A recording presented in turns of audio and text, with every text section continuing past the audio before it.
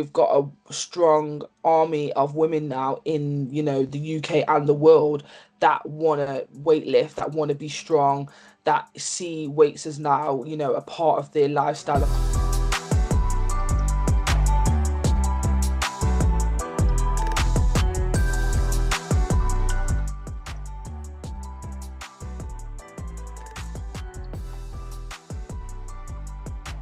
My journey started, I think, from very young without even knowing. I was into every sport on the planet. Went to loads of after school clubs, lots of extracurricular activities, and did every sport you could think of and loved it and didn't really care if I was good at it or not. I just really enjoyed playing sport. And that made me find my first love, which was athletics. So as a thrower, I used to throw hammer, shot, and discus. And yeah, used to compete for my local club called Notts AC. And that's essentially what led me into weightlifting. So I wanted to get stronger for the shot and hammer when I went to university at Leeds Beckett. And yeah, met a coach and asked him if he could teach me the Olympic weightlifting lifts because people said it would help me throw the shot further. So yeah, started learning the movements. It was horrible and complicated, and at first I wasn't really a massive fan of it, but I just loved the determination of going back and trying to make it better. One day you looked like you'd done it for the first time. You looked like you was really getting it and it was going well. Next time you looked like you'd never done it in your life, and it used to frustrate me and want to go back. And then before I knew it, I was really into weightlifting and realised that every time I was lifting, I was when I was the happiest. So yeah, did the two sports for a year, and then decided to completely devote my time to weightlifting and take that seriously. And within 18 months, qualified for my first Commonwealth Games, and then I've been in the world of weightlifting ever since. And the journey's just obviously got better and better, and learned a lot of things along the way.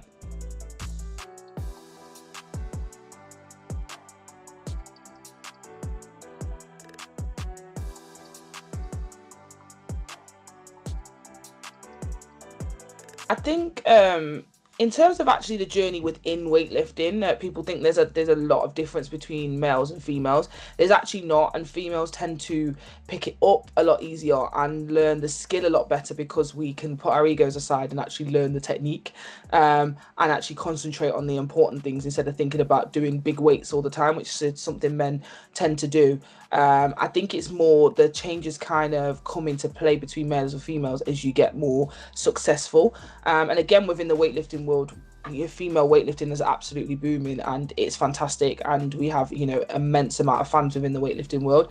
I think it's just about being able to grow that further in the wider world, because obviously people still think it's a very male dominated sport, but actually within the world of weightlifting, the females are actually, especially in GB at the moment, like our women's team in terms of like rankings and where we place and come is actually a lot stronger than the men's, and we do a lot better and we're a lot more successful. So yeah, I mean, it's been a difficult journey in terms of injury funding. We was an unfunded sport for a long time, so we had to kind of work our own way. Like in my journey in the lead up to the Olympics in Tokyo, my first Olympics, I essentially created my own team. So that's terms of like nutrition, physio, S&C, psychology, etc. I kind of built that myself, and made sure that I had those things in place, because that wasn't provided by the national governing body, because they just didn't have the funding to do it. And even in the beginning, I had to pay for competitions to be able to go to. I've had a few surgeries in my time as well, which has just been not really impact injuries that I've got from weightlifting, but just wear and tear and just unexpected things that kind of come with being in elite sport. So that's been kind of hard to navigate.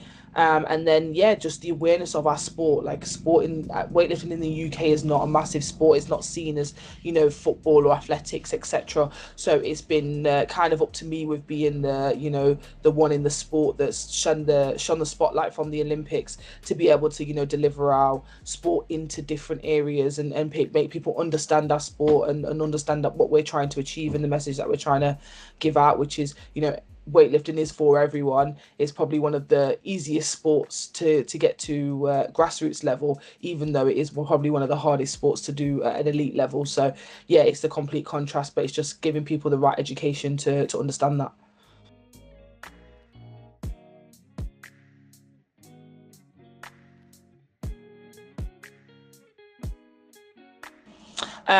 the advice I would give to my younger self would definitely be believe in the process, because I think, especially with, I mean, I think this goes for all sport, but especially in weightlifting, it's about building brick by brick. So in the beginning, you might feel like, it's not going to work, or you're not where you want to be, or you're not achieving the things that you want to be. But that is all foundation work for getting you where you need to be. So I think it's just about being patient and believing in the journey. And I think I would also say to young people as well, try as many sports as possible. If weightlifting is what you want to finish with and what you're in love with and what you want to continue doing, then that's fantastic. But I also think you learn a lot of skills and things that are transferable from other sports. Like I said, I did, football, basketball, swimming, trampolining, everything when I was a lot younger. And I do think that that's now helped me in my career in weightlifting. So I think go out, socialize, make your friends, learn things from different people, enjoy the art of all the different things you get from different sports. And then obviously as you get a little bit older, if you feel like that's what you want to specialize in, then I think you'll definitely know as well, decision in your heart, that that's the thing for you.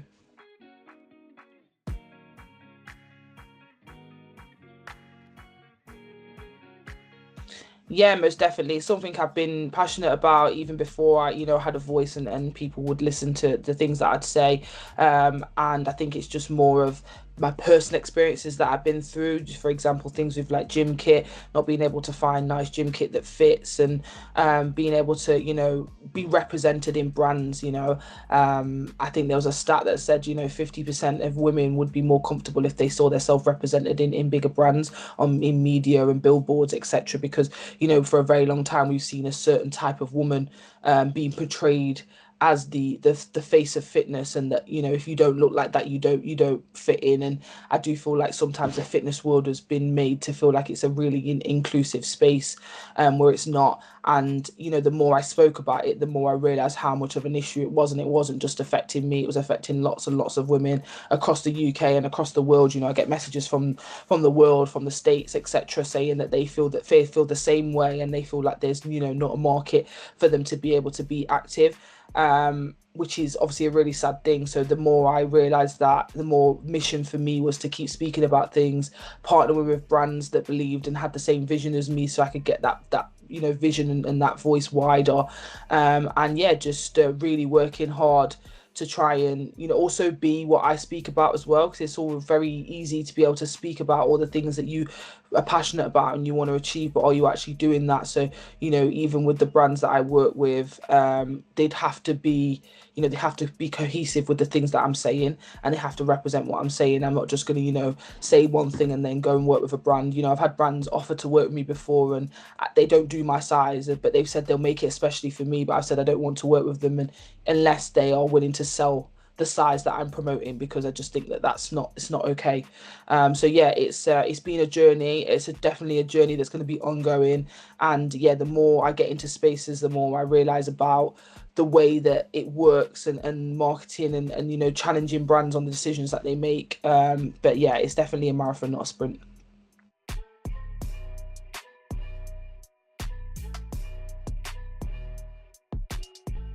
It looks bright. It looks really bright.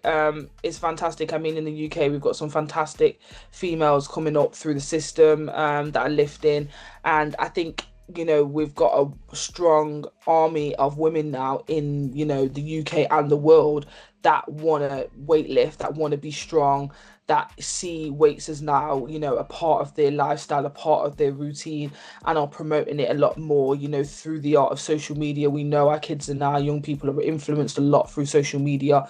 So as long as the right messages are coming out and weights are being encouraged to lift, that they are safe and that it's okay to do it, and it's actually really good for the mind, the body, and everything else that comes with it. I think it's a fantastic space, and I think the more girls we get lifting, the more the message will get pushed, and the more it will go out. And I think the more that people see that it's also quite a glamorous sport as well. If people watch weightlifting, they'll watch the girls that compete in weightlifting. You've got some girls that are clean and jerking double body weight with sparkles in their hair and their makeup done immaculately, and looking like they're having a fantastic time and really enjoying themselves while they're doing it. So I think it's an amazing space to be in right now, and it's definitely growing. And I hope that more and more young girls are inspired to be beautiful and strong.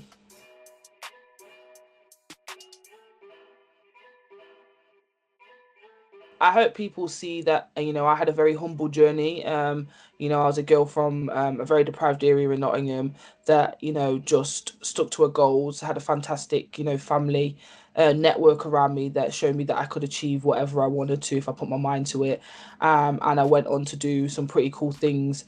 And I hope that people see that it is a journey and it takes hard work, it takes time, it takes dedication, but also that I enjoy and I love what I do. I'm passionate about what I do, and that I would love to give back eventually and be able to create, a space, a gym for everybody across the UK to be able to come and access and feel that they can be safe within fitness, and also within our young people as well, teaching them properly.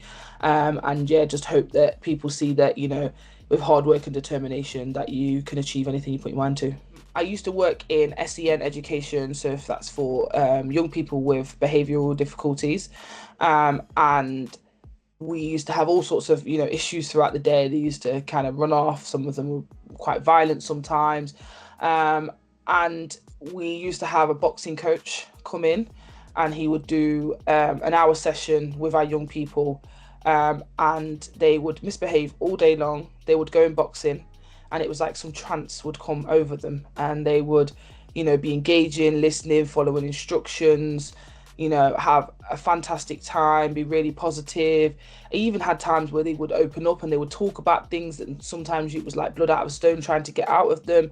And it just really honed in for me that the importance of physical activity and discipline and structure.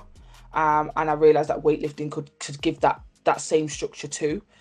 Being able to concentrate and learn a skill and hone in and feel like you're really good at something, and that's kind of where the idea was born. So originally I wanted to be able to take a 6-week program into schools, just like the one I worked in, and then be able to expand into other schools as well, where it would teach weightlifting, the progression of weightlifting, and allow young people to be able to learn. But then I came to the conclusion that if I'm going into all these schools and inspiring these kids with this weightlifting and giving them the skill to be able to do that, then where do they come if they want to continue that? And that's when the idea of the gym was born, to be able to have that space that young people can come and learn. And, young people come one day and they'll, especially kids, one day they'll love it and they'll want to do weightlifting, and the other day they'll realize that they hate it and they don't want to do it anymore. So I want to be able to provide a space that even though if they feel like that, they can come in, they can be safe and do something physical and active, and being able to be aware of their body and how it moves, and being aware of all those things that I think is really important in young people, and that physical literacy, being able to grow up. So that's where kind of the idea of that came from. So hopefully I'll be able to create a space that can emulate all those things.